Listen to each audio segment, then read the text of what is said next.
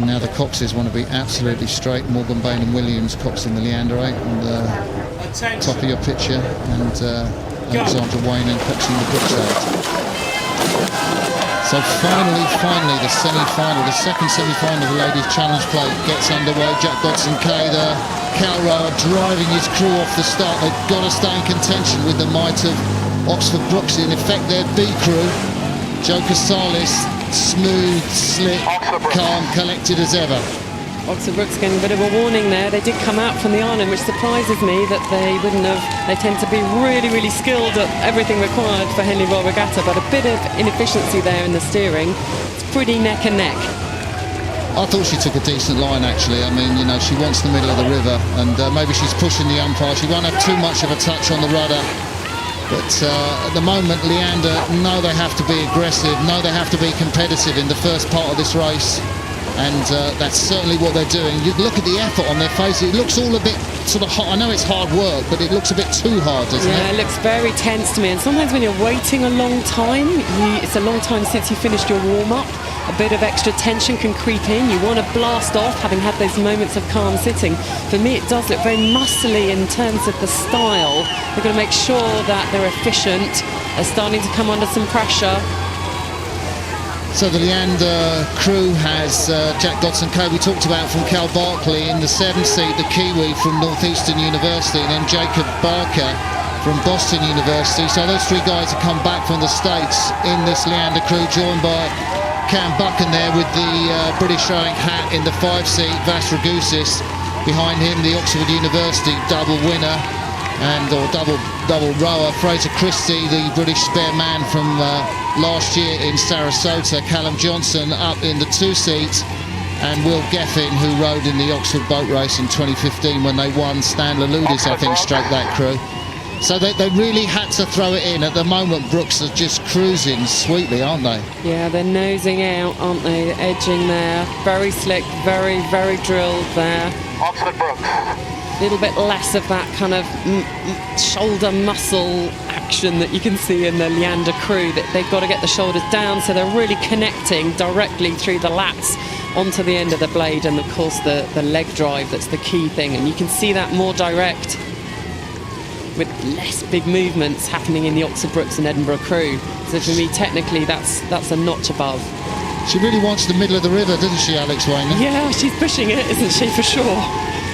There we see the blades of Leander Club. They're into their cruise pace now. They really did try to hang on. Morgan Bain and Williams, that's her back.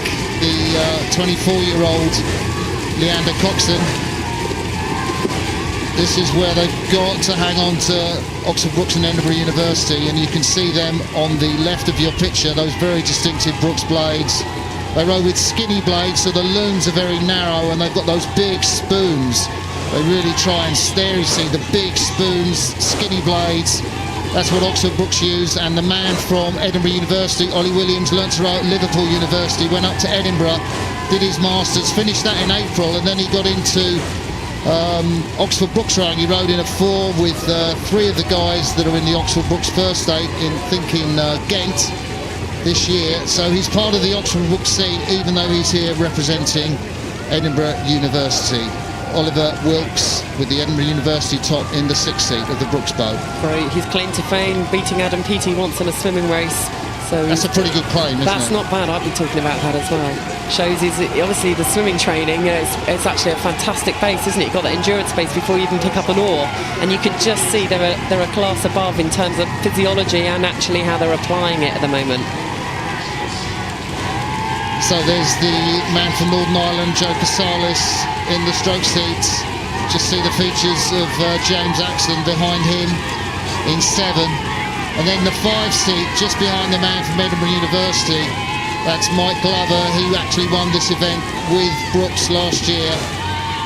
Yeah, there's a lot of red boxes already back at home for quite a few of those, but they're so hungry, aren't they? Whenever they race, you get that sense they take nothing for granted. They're ready.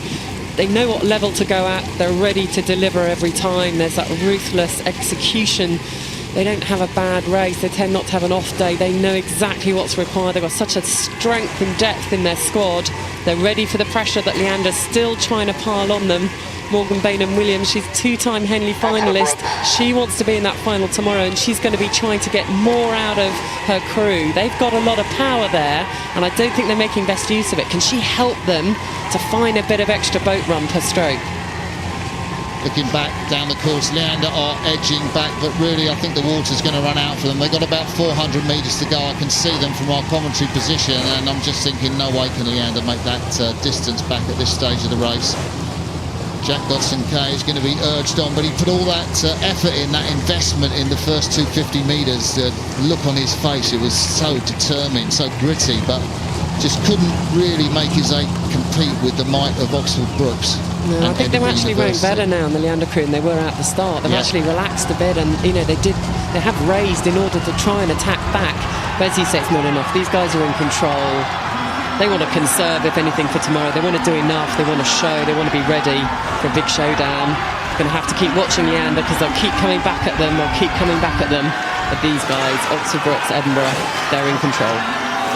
Well, it'll be another match-up, an all-Oxford Brookes affair, really, tomorrow in the final of the Ladies' Challenge Plate. Credit to an amazing, incredible programme of rowing at Oxford Brookes.